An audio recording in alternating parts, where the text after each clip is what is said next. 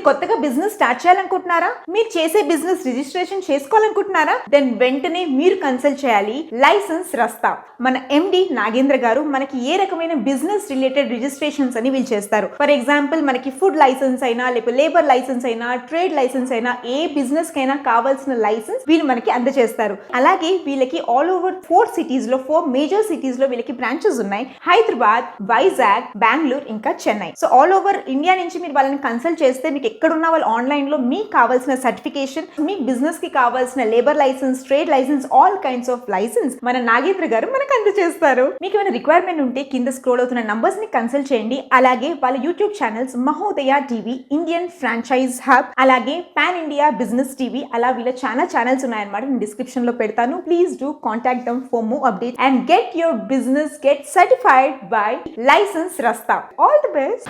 Welcome to Indian franchise hub. ఈ రోజు మనం ఈ వీడియోలో NBFC రిజిస్ట్రేషన్ అంటే ఏంటి, ఇది ఎవరు తీసుకోవాలి, ఇది ఎన్ని రకాలుగా ఉంటుంది, ఇది తీసుకోవడం వలన మనకు కలిగే ఉపయోగాలు, దాని పూర్తి వివరాలు తెలుసుకుందాం. ఫస్ట్లీ NBFC అంటే నాన్ బ్యాంకింగ్ ఫైనాన్షియల్ కంపెనీ.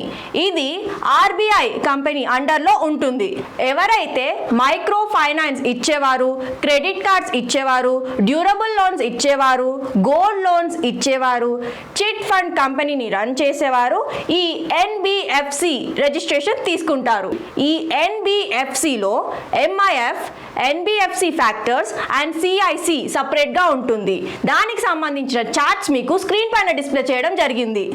ఎవరైతే ఈ NBFC రిజిస్ట్రేషన్ తీసుకుంటారో వారిపై ఏ క్రిమినల్ రికార్డ్ అనేది ఉండొద్దు అండ్ 138 సెక్షన్ లో కూడా వారు ఉండకూడదు. దీనికి private limited and public limited అనేది కంపల్సరీ ఉండాలి. మనం NBFC రిజిస్ట్రేషన్ ని ఏ ఫైనాన్షియల్ కేటగిరీలో తీసుకుంటామో దానికి సంబంధించిన ప్రాజెక్ట్ రిపోర్ట్ అనేది సబ్మిట్ చేయాలి. మరియు ఆ ప్రాజెక్ట్ రిపోర్ట్ లో rate of interest and tenure అనేది డీటెయిల్ గా ఎంట్రీ చేసి ఉంచాలి. మనం లోన్ ఇచ్చే కస్టమర్ యొక్క లోన్ ప్రాసెస్ అండ్ క్లయింట్ యొక్క డాక్యుమెంటేషన్ వెరిఫికేషన్ అనేది ఆన్లైన్ లో ఉంటుందా లేదా ఆఫ్లైన్ లో ఉంటుందా అని ప్రాజెక్ట్ లో మనం ఎంట్రీ చేయాలి. మనం తీసుకునే ఫైనాన్షియల్ రిజిస్ట్రేషన్ ని బట్టి క్యాపిటల్ అమౌంట్ అనేది మన అకౌంట్ లో డిపాజిట్ చేసుకోవాలి. ఈ అమౌంట్ 5 CR నుంచి 10 CR వరకు ఉండాలి.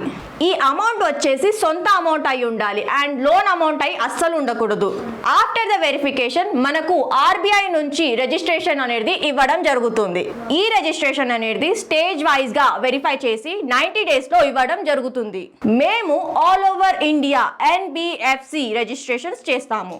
నేను ఎక్స్ప్లెయిన్ చేసిన NBFC రిజిస్ట్రేషన్ మీద మీకేమైనా రిక్వైర్మెంట్ ఉంటే కింది ఇచ్చిన నెంబర్స్ కి కాల్ చేయండి. మా ఎగ్జిక్యూటివ్స్ ద్వారా పూర్తి వివరాలు తెలుసుకోండి.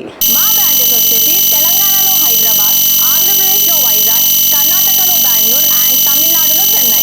మా వీడియోని చాలా మంది చూస్తున్నారు, కాకపోతే లైక్, షేర్, సబ్స్క్రైబ్ ఎవ్వరూ చేసుకోవడం లేదు. So please do like, share and subscribe to our channel. Thank you.